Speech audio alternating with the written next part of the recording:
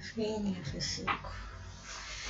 Pessoal, boa tarde. Vamos começar a falar aqui agora de estrutura e formação da palavra, beleza? Eu não me lembro se nos encontros que a gente teve antes do isolamento, se a gente já tinha entrado em conteúdo. Mas se não, vamos começar agora. Nunca é tarde para começar. Bem, primeiro entender o que é essa estrutura da palavra, tá? Para entender a estrutura da palavra, a gente precisa saber o significado de cada partezinha dela, que a gente vai chamar de morfema, tá bom? Cada partezinha, cada unidade mínima aqui é um morfema, tá? Toda palavra, ela nasce de algum lugar. Olha que bonito. Então, toda palavra tem uma raiz, que a gente vai chamar de radical, ok? O radical é a parte, o morfema, a parte da palavra que vai permitir que, a partir dela, a gente consiga formar outras palavras, tá? Observa aí o exemplo que eu coloquei. Fer. Esse é o radical. F-E-R-R. A depender do pedacinho que eu coloque aqui, eu vou formando novas palavras. Olha o exemplo. Ferreiro, eu estou indo no sentido anti-horário. Ferreiro, ferradura, ferro, ferrugem, ferroviária, ferrovia, ferramenta. Então, ó, mudando o final, eu consegui formar várias palavras diferentes usando o mesmo radical, que no caso aí é fer. Então, o radical é aquela unidadezinha, né, que nos ajuda a formar, né, novas palavras. Deixa eu voltar aqui que eu fui muito rápido, tá? Mas o que são essas partezinhas que a gente une ao radical para formar novas palavras? A gente vai chamar essas partezinhas de desinências.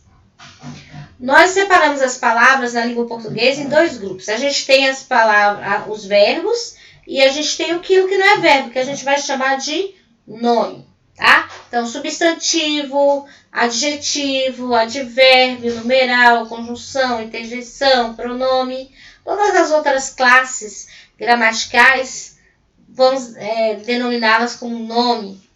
E o verbo, né, como verbo, né?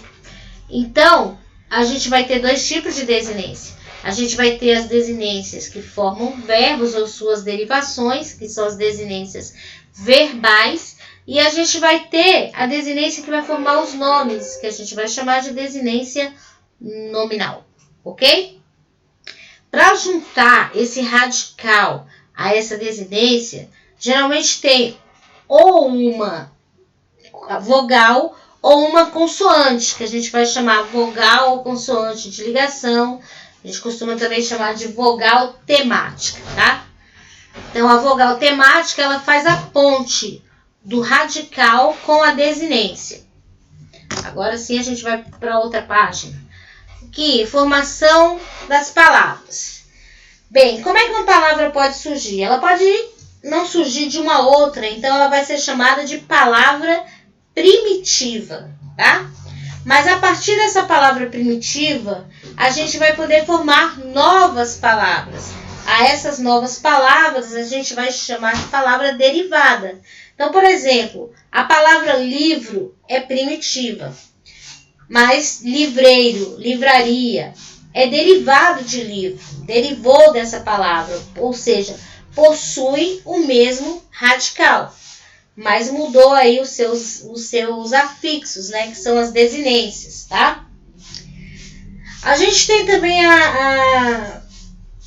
na formação das palavras, quando se trata de palavra derivada, desculpa, eu viajei um pouquinho aqui, a gente tem diferentes maneiras de fazer essa composição, formar essa nova palavra a partir de uma palavra primitiva, usando esses pedacinhos aí que a gente vai chamar de afixos. Os afixos, eles podem vir antes do radical, e aí ele vai ser chamado de prefixo, ou ele pode vir depois do radical, e ele vai ser chamado de sufixo, tá?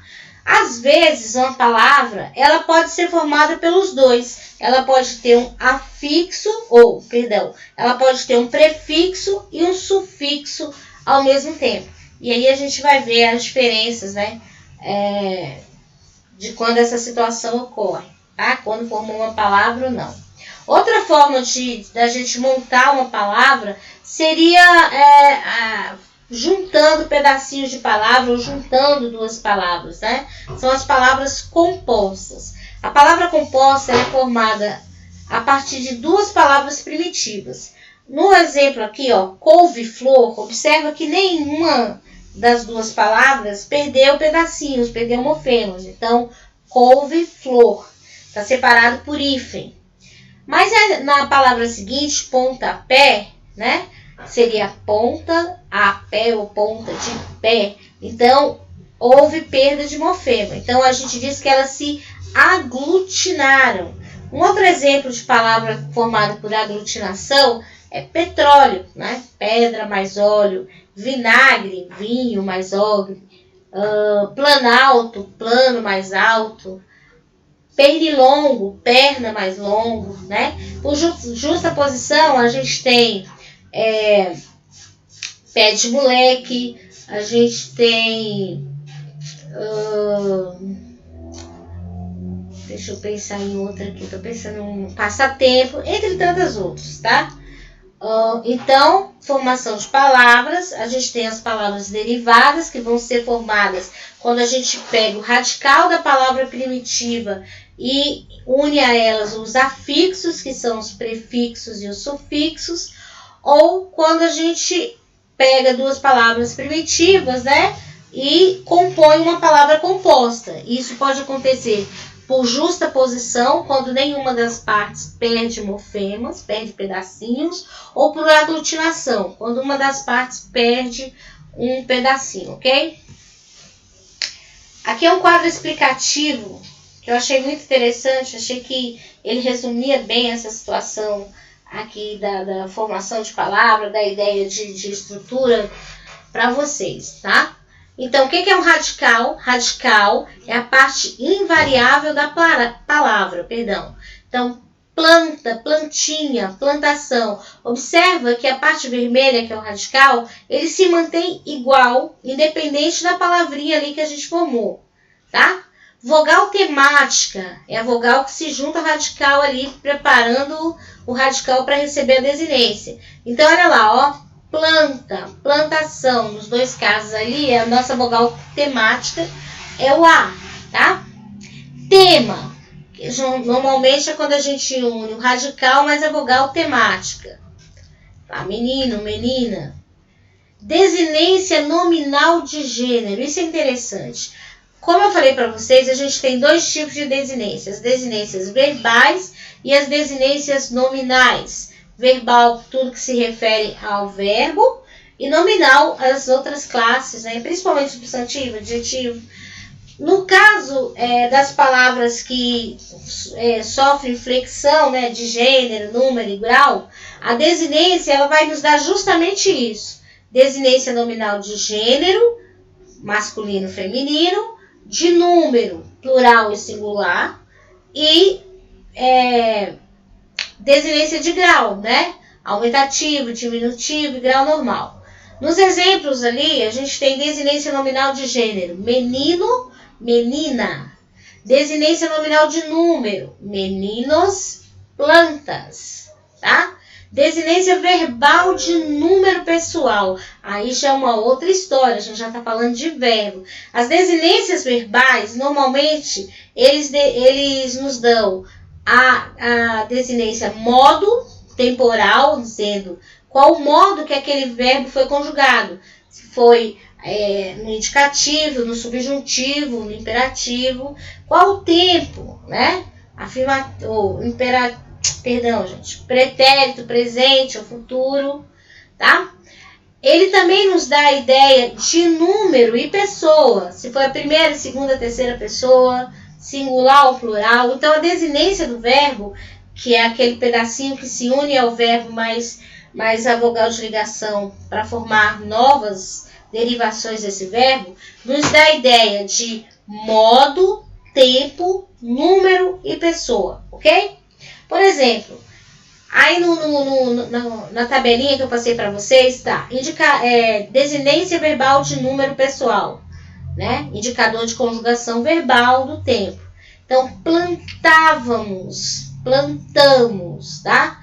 Bem, ele está nos dando ideia do quê? Está dando ideia de que a situação ocorreu no passado, tá vendo? Plantávamos, né? Tá dando a ideia... Aliás, o primeiro é número de pessoa, né? Desculpa. Tá dando a ideia de que primeira pessoa do plural.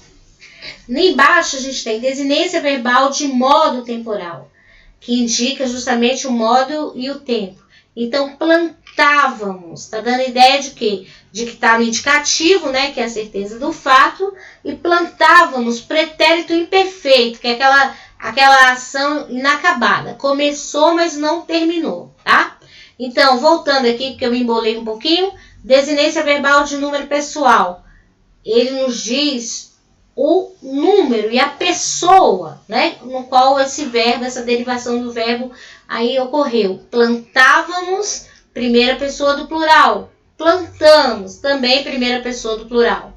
Na desinência verbal modo temporal, que está dando a ideia do modo, ser indicativo, subjuntivo ou imperativo, o nosso exemplo plantávamos, ele foi conjugado na primeira pessoa do plural, no modo indicativo, no pretérito imperfeito. Então, observa como é que um pedacinho, né, uma desinênciazinha, ela pode nos dar tanta informação sobre aquela nova palavra, sobre aquela nova derivação do verbo ali, tá?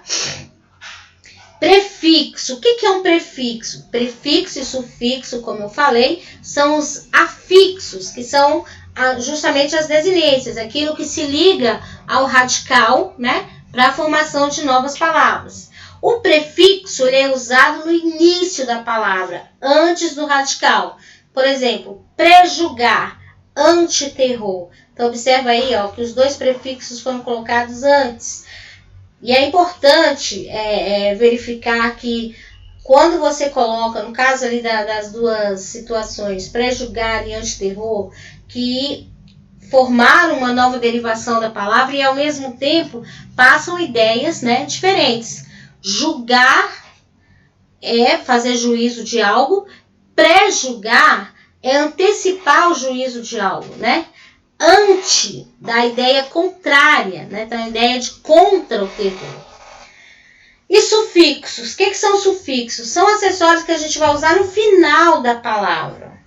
Nos dois exemplos que a gente tem aí, ó, menininho, plantinha, tá dando a ideia de diminutivo. Então, o sufixo utilizado derivou, né? Formou uma nova palavra e tá dando a ideia de diminutivo. Então, além de formar uma nova palavra, ele também pode nos dar novas significações, né? Vogal ou consoante de ligação, letra usada para unir esse radical com sua desinência, para unir duas palavras, né? Amontoado. Então, nesse caso ali, a gente não tem uma vogal de ligação, mas sim uma consoante de ligação, tá? E agora, composição por justa posição. Isso acontece quando duas palavras se unem, mas ninguém perde pedacinho. Já por aglutinação, duas palavras se unem e alguém vai perder um pedacinho, tá? Derivação prefixal. Derivação prefixal é quando eu formo uma nova palavra unindo radical a um prefixo, que é aquela desinênciazinha que vem antes. A sufixal é o mesmo processo, porém o sufixo, que vai ser o afixo usado, vai ser colocado depois do radical. Parasintética, esse tipo de derivação é muito interessante. Por quê? Porque ela recebe tanto o prefixo como o sufixo. Mas se você tirar um pedacinho, você não vai formar nova palavra. Por exemplo, se eu disser assim, enlouquecer. Enlouquecer tem o prefixo em e quecer, que é o sufixo. Se eu tirar o prefixo, fica louquecer. Não tem essa palavra. Se eu tirar o prefixo, fica enlouquecer e essa palavra não existe. Se eu tiro o sufixo, fica enlouco. Também não existe essa palavra. Então, na derivação parasintética, ao tirar um ou outro afixo, ou tiro o prefixo, ou tiro o sufixo, perde-se, não se forma uma nova palavra. A derivação regressiva é muito interessante. Regressiva significa que está voltando, né? Então, por exemplo, no exemplo citado aí, a gente tem plantar e planta. Plantar, por conta do R no final, é o verbo, né? O verbo plantar, da primeira conjugação. Mas quando eu tiro o R, vira planta, que é o substantivo. Então, na derivação regressiva, a gente tem uma mudança também de classe gramatical. Já na derivação imprópria, é quando a gente usa a palavra com um sentido diferente. Ela não vai sofrer uma mudança na sua estrutura, mas a maneira como você coloca ela na oração, ela vai sofrer uma mudança de significado. Por exemplo, o querer é fundamental para o alcance dos resultados. Nesse caso, querer está antecedido do artigo o. Quando isso acontece, eu estou substantivando essa palavra, ou seja, ele deixou de ter função de verbo e está tendo uma função de substantivo, né? Ele está denominando algo. Então, nesse caso aqui, houve a derivação imprópria, quando uma palavra que normalmente teria função de verbo está funcionando como substantivo. Outro exemplo eu acho que eu citei até esse exemplo outro dia lá na banca, aquele homem é um monstro com os seus filhos. Nesse caso, o monstro está sendo adjetivo para o sujeito aí, é um predicativo, podemos dizer. Adjetivo para o sujeito, aquele homem, né? Então, está funcionando como adjetivo. Agora, se eu falasse assim, um monstro adentrou a sala. Nesse caso aí, monstro não é adjetivo, e sim substantivo, e também está fazendo papel de sujeito. Então, observa que a palavra monstro não sofre alteração, mas a maneira como eu usei nas duas orações, uma usando monstro para caracterizar algo que já tinha sido dito antes, e na outra usando monstro para denominar, no caso aí, o sujeito, eu mudei o quê? A função dela, a classe gramatical e a função sintática dela. Aí é uma derivação imprópria. Ok, pessoal? Eu falei muito rapidinho. Eu vou passar a atividade do conteúdo para vocês. E se eu não passei nenhum resumozinho diferente desse aqui, me lembre que eu passo também, tá bom? Espero ter ajudado. Vou passar a atividade e mais tarde eu entro em contato com vocês para a gente fazer a correção da primeira parte da atividade que eu passei antes, que foi dos gêneros literários. Beijo!